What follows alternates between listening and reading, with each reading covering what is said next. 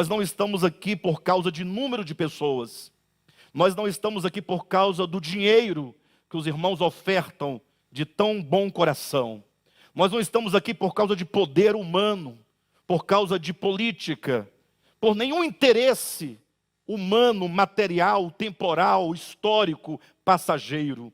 Todo o nosso interesse se concentra única e exclusivamente na nossa necessidade de conhecer e de experimentar a verdade. Eu nem vou dizer que nós estamos aqui por causa do propósito eterno de Deus ou por causa do próprio Deus, porque Deus é tão grande e tão soberano que de nós Ele não precisa, absolutamente para nada. Se nós todos hoje morrermos, Deus continua a ser Deus.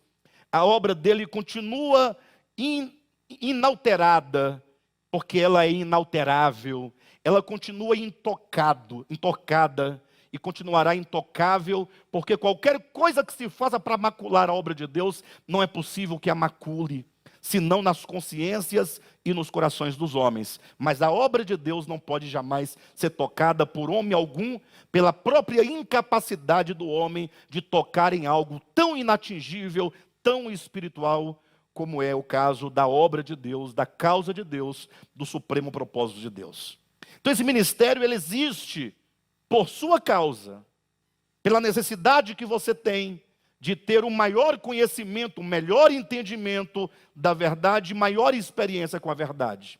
Esse ministério existe por minha causa, porque eu preciso conhecer melhor e experimentar muito mais, ou na medida do meu entendimento, a verdade que o Senhor nos traz. Então, eu quero ser o mais honesto possível com os irmãos, naquilo que eu passo para vocês. Eu procuro ser o mais honesto possível, o mais franco. E como já aqui foi anunciado, este ano nós iríamos falar mais abertamente tudo. E eu espero que você ouça com seu coração, que você julgue tudo o que você ouvir a partir das Escrituras, tendo Jesus como a chave de interpretação e de significado de toda a Escritura. Que você julgue as profecias e não as pessoas. E que quando você for de julgar alguma coisa no sentido prático, que seja o seu próprio coração o objeto do seu juízo e do seu julgamento, para que analisando e avaliando você à luz da verdade de Deus, você tenha a oportunidade de experimentar mudanças. Porque quando você olha para o outro a fim de medi-lo, você não se enxerga. Na verdade, você se enxerga. Na verdade, você enxerga no outro todas as projeções negativas que você tem de você mesmo. Tudo aquilo que há de negativo em você, ou em nós costumamos projetar no outro, e não conseguimos ver que aquilo que enxergamos no outro é fatalmente aquilo que está dentro de nós. E que nós nos recusamos a olhar para nós, a nos identificar, a nos julgar, a nos conhecer, a tratar com o nosso coração e seguir adiante. Eu quero trazer mais uma advertência aos irmãos acerca da natureza desse ministério. Queria muito, de todo o meu coração, que os irmãos compreendessem a natureza do nosso ministério. Existe um problema histórico que nós temos que corrigir, temos tentado corrigir e não temos conseguido a contento a mudança necessária. Entendo perfeitamente que toda mudança passa por carece de muito tempo, não é? Para destruir em nós aquilo que forçosamente construíram em nós. Nós somos produto histórico.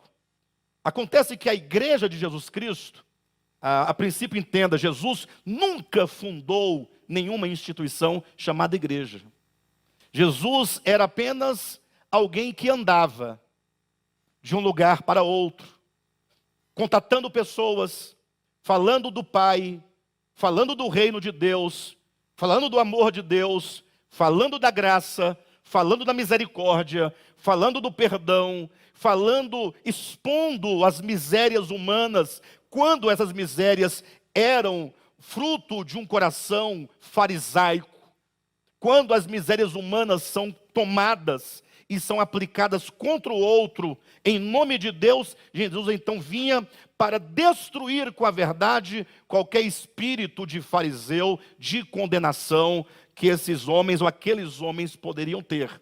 Mas no geral, leiam os evangelhos. Eu tenho desafiado os irmãos a fazerem isso, para nós ouvirmos a voz do Senhor e sabermos exatamente qual é a mensagem que da parte do Pai Ele nos trouxe.